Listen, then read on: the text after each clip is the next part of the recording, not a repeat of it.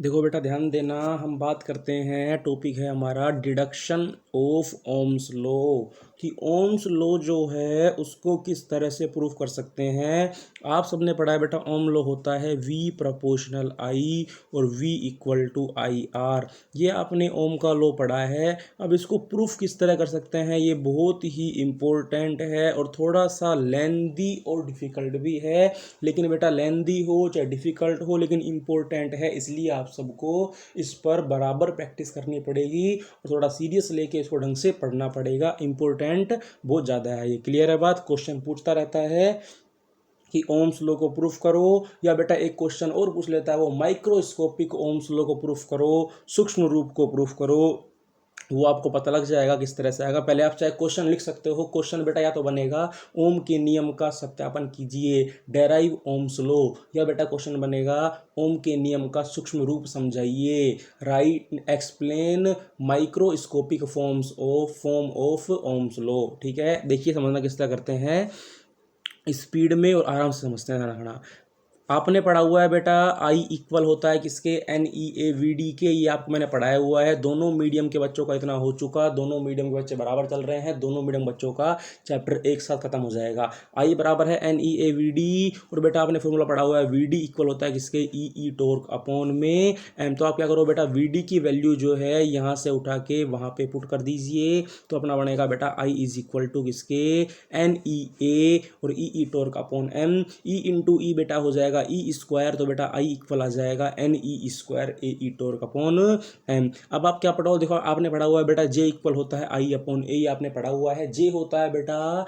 Current density, धारा घनत्व, तो J इक्वल होता है I अपॉन A। तो J की वैल्यू किसके इक्वल होगी बेटा, I अपॉन A, और जब बेटा इस I में हम A का डिवाइड करेंगे तो क्या होगा, ये देखो I की वैल्यू पुट कर दी, NE square AE torque upon M, और A साथ में आई गया तो बेटा इस A से A कैंसिल हो जाएगा, और ये बनेगा बेटा J equal to NE square AE torque upon M। ठीक है, तो ध्यान रखना। सबसे पहले अभी तक हमने क्या किया, अभी तक हमने ज़्यादा कुछ खास नहीं किया। हमको I के बारे में पता था, VD के बारे में पता था, VD वैल्यू I में पुट की थी और पुट करके J निकाला है। ठीक है, और J कितना आया, J हमारे पास इतना आया। ध्यान रखना, J का मतलब है करंट डेंसिटी, धारा घनत्व, N का मतलब बेटा number of electron in per unit volume, एकांक आयतन में इलेक्ट्रॉन की संख्या, और कैपिटल E का मतलब है बेटा इलेक्ट्रिक फील्ड, विद्युत क्षेत्र। कैपिटल E का मतलब ध्यान रखना, ये संकेतों का मतलब ध्यान रखना, कैपिटल E का मतलब है इलेक्ट्रिक फील्ड, विद्युत क्षेत्र। टॉर्क का मतलब बताओ क्या होता है, टॉर्क का मतलब होता है रिलैक्सेशन टाइम, विश्रांति काल, और M क्या है बेटा, मास, द्रव्यमान। ठीक है, अब सिंपल सी बात है बेटा, हमने क्या किया, इसमें बाकी सब एक तरफ और E को ही लिख दिया, तो बेटा J इक्वल टू आएगा NE स्क्वायर टॉर्क अपॉन में M। हमने कुछ नहीं किया बेटा, यहाँ से यहाँ आए हम तो हमने E को थोड़ा सेपरेट कर दिया और बेटा बाकी चीज़ ब्रैकेट में लिख दी। और ध्यान रखना बेटा, इंपॉर्टेंट बात है, ये बाकी चीज़ें जो होती हैं वो एक कंडक्टर के लिए वैल्यू कांस्टेंट होती है। और आपको पता है बेटा, जिस तरह से हम प्रपोर्शनल हटा के कांस्टेंट लगाते हैं उसी तरह हम आज करेंगे बेटा, कांस्टेंट हटा के प्रपोर्शनल लगाएंगे। तो मैं क्या करूँगा बेटा, इस सबको कांस्टेंट लेके चलूँगा और ये हटाऊँगा तो लग जाएगा प्रपोर्शनल, तो बेटा J इक्वल आ जाएगा किसके, J प्रपोर्शनल आएगा सिग्मा के। और बेटा जब यहाँ प्रपोर्शनल हटाते हैं तो ये बाकी कांस्टेंट को एक नया सिंबल दे देते हैं, इसको बोलते हैं सिग्मा। तो J इक्वल आ गया सिग्मा इंटू ई। तो ये बेटा J equal to sigma into जो ई आया है, यहाँ पे J का मतलब है करंट डेंसिटी, धारा घनत्व, सिग्मा जो है बेटा उसका मतलब होता है यहाँ कंडक्टिविटी, चालकता। ठीक है, और बेटा ई जो है उसका मतलब है इलेक्ट्रिक फील्ड, विद्युत क्षेत्र। ध्यान रखना एक बात हमेशा के लिए, इसे कहा जाता है बेटा ओम नियम का, ओम के नियम का सूक्ष्म रूप, इसे कहते हैं हम ओम के नियम का सूक्ष्म रूप। और इंग्लिश में कहा जाता है बेटा इसको ओम के नियम का माइक्रोस्कोपिक फॉर्म, ओम के नियम का माइक्रोस्कोपिक फॉर्म। क्लियर है बात? तो माइक्रोस्कोपिक फॉर्म ध्यान रखना क्या होता है, J equal to sigma E. बोलो सब बच्चे मिलके, ओम के नियम का सूक्ष्म रूप, ओम के नियम का माइक्रोस्कोपिक फॉर्म क्या होता है, J equal to sigma E. Are you getting my point? बहुत ही इंपॉर्टेंट डेरिवेशन है, 1 मार्क्स में भी आ सकता है, 3 मार्क्स में भी आ सकता है। ओम के लॉ का माइक्रोस्कोपिक फॉर्म एक तो होता है V इक्वल टू IR, और दूसरा फॉर्म अपने पास छोटा फॉर्म क्या होता है, J equal to sigma sigma E. Proof कैसे किया? प्रूफ ऐसे किया कि सीधा जे निकाला, बचे हुए को कांस्टेंट ले लिया और बेटा आपने क्या कर दिया, जे इक्वल सिग्मा ई। यहाँ तक करने का मतलब है बेटा आपने 95% कर लिया।